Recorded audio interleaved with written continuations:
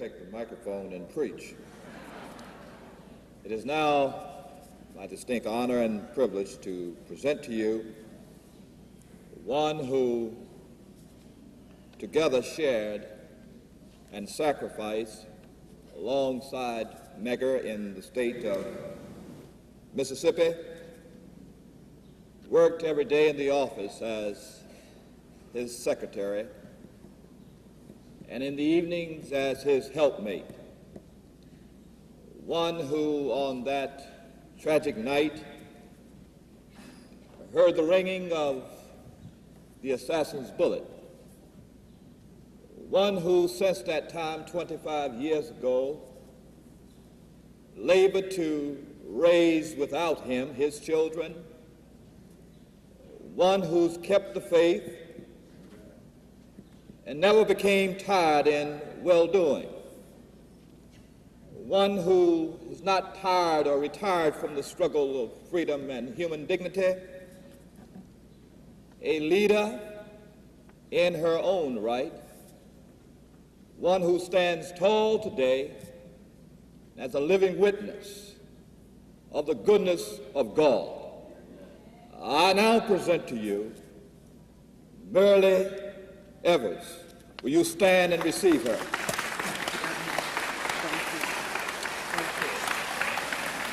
Thank you ever so much. Thank you. Thank you. Mrs. McMillan, Dr. Hooks, Dr. Gibson, and friends gathered here, I would like to share a minute of the time that I have to speak to introduce to you the members of our family that are here with me.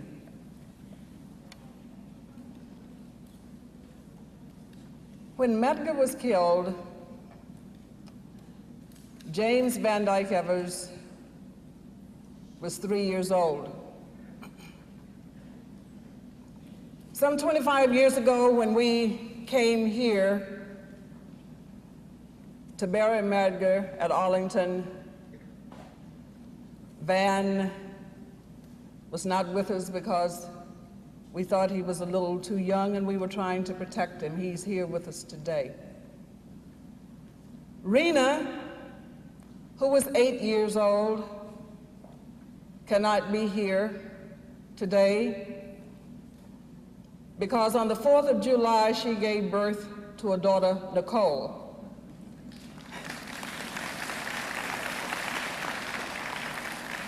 She sent her representative, her son, Medgar's, and my grandson, Daniel Medgar Evers Everett.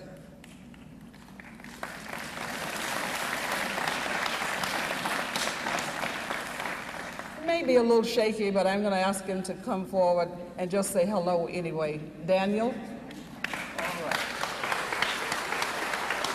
That's okay. Hello, my name is... That's fine. Hello, my name is Daniel Medgar Evers Everett, and I'm 11 years old, going to 6th grade, and I have 2 sisters and 2 brothers. I don't know that much about my grandfather, because I wasn't really there.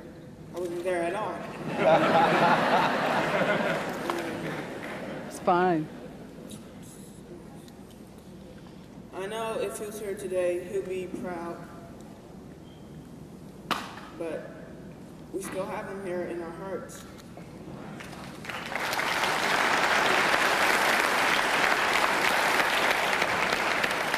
I can't say anything because I'm nervous. Doing all right. Doing fine. Take your time.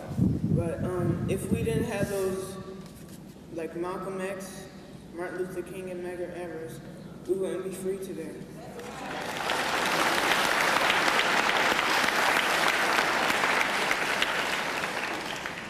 We wouldn't be able to go anywhere we want to.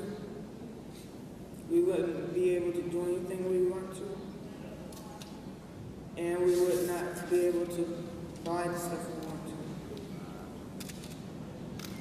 It's fine. It's fine. Thank you. Just thank you for remembering Daddy. Thank you. That's fine. That's wonderful. That's wonderful. That's wonderful. Well done. Well done, young man.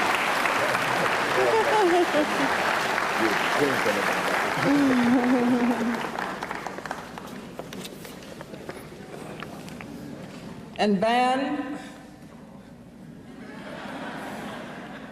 wiping his eyes a little bit there, kind of moved. Thank you. That was Daniel's first time, and how proper it is. You gonna say something?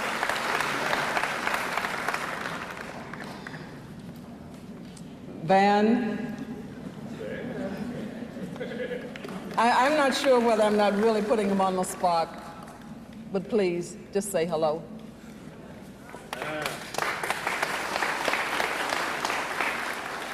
Thank you. Thank you all for coming. And after such a speech as my nephew, hard to follow. Can't hear you. When I myself did not get to know my father. I can't understand. However, I heard tremendous things about him.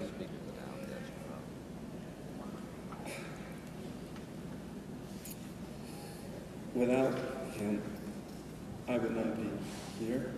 A lot of us would not be in the position that we're at.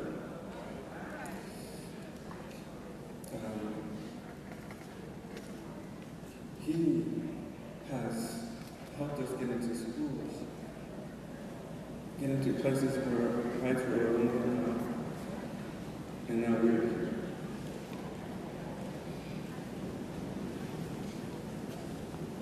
I will cut this short, but I will remember another thing also. I recorded one time, but I remember another. And I remember all of the struggles and progress. I love that. I remember he was a man of strength, a man who stood for something, a man who died for our good. I thank you for being here. I thank my mother, who, excuse me for what I say, has done a hell of a job bringing up 3 children.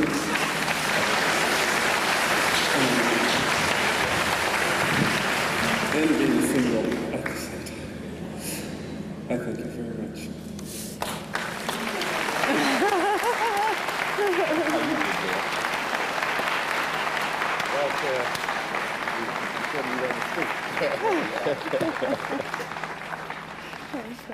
Thank you.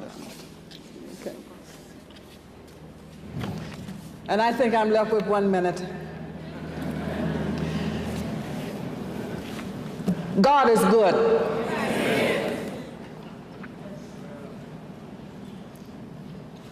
God is good.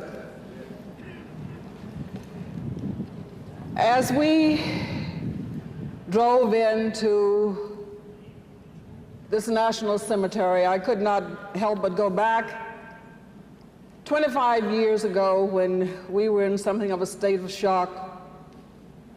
But I remember the long line of cars, the procession coming in. I remember seeing the television crews and the cameras and cars in front of us. I remember the Lincoln Memorial. I remember coming in and seeing the grave markers of men and perhaps women who fought for this country, who had fallen on behalf of this country, and thinking, Medgar loved this country. He fought for this country in Europe in World War II. When he came home, he said, I was willing to give my life for my country abroad. I am still a boy at home. I am a man, and I will fight where everyone will respect me and others as a man in the land of my birth. That is what he was about. A man who loved his country, who loved his state, who loved his people, who loved the NAACP. One who gave so freely of himself, of his time, his energy. I stood before a group of supporters in Jackson, Mississippi, the night of the day that Medgar was killed, and asked that the fight continue so that his death would not be in vain. The fight has continued. No one person stops it. It may slow down, but it keeps going. Here we are today, 25 years later, with still so much of the things that Medgar worked for, that you worked for, that we worked for, still needing to be addressed in this society of ours. Medgar Evers would come home at night so tired until he would almost fall asleep in the doorway. We were not able to sit on the sofa that faced the window because of fear. Medgar always found the time to come in and at least look on the children, sit by as they slept in bed, talk to them. But he also had a marvelous talent of being able to tell them what was going on in society in a way that children could understand. He was also very concerned about their health and their well-being. They played a game, where is the safest place in the house to hide if something happens, and they all decided that it was the bathtub, because perhaps the bullet would not be able to penetrate that. His training well served them, because when he came home and that shot rang out and he fell, Van, who was 3 years old, was on the bed with me. His brother and his sister, Daryl, who also sends his love, were watching a television set. I don't remember too much about it, except that my rush to the door. But the children tell me that they fell to the floor as Medgar had taught them, crawled around and pulled little Van off of the bed to the floor. The memories of Medgar's life, what he did, and his death has profoundly affected so many of us, but certainly our family. 25 years later, we still hurt. And people say, well, how can you? Well, you do. You never get over something like that. And it's a constant struggle to try to keep the ill feelings from surfacing when something happens again and you have to relive it over and over. And we certainly have had enough things recently in this country to make us think about the 50s and the 60s and wonder if we are not going back to that. But Medgar also said, hatred gets you nowhere. Love serves you better. And he also loved to read and to state the prayer of St. Francis of Assisi. And he lived by that, Lord, let me be an instrument of thy peace. And that is what he was about. Today we are gathered here, Mr. Hooks, NAACP, everyone here, I thank you. Medgar's family thanks you for remembering him today. Because in our society, We don't do enough of that in terms of all of our heroes.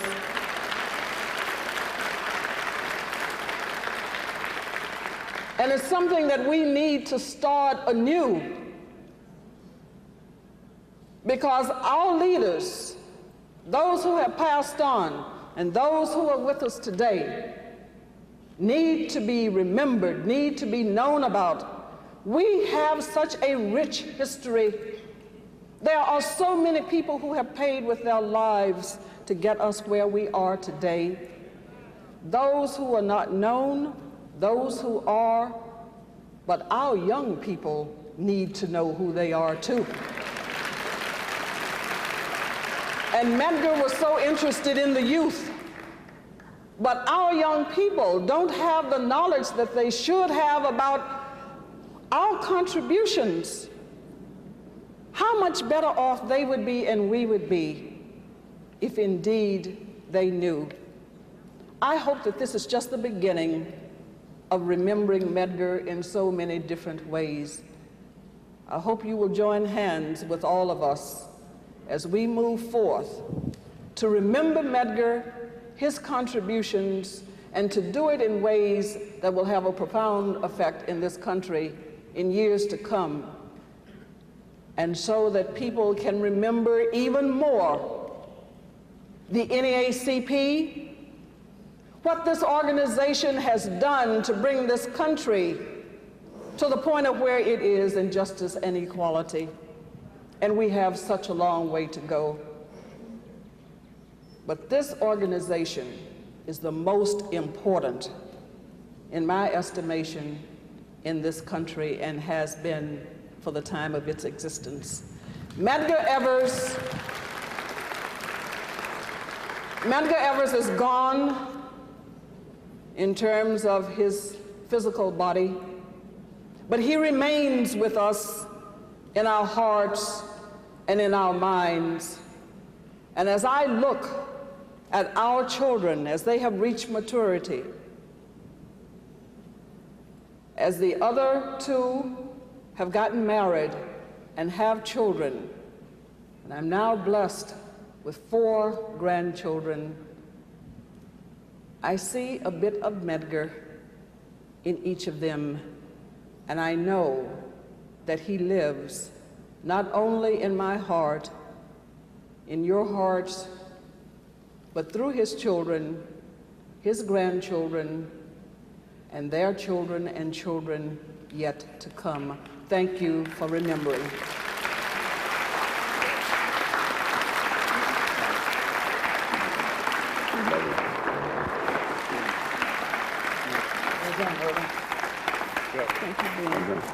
Thank you, Ben.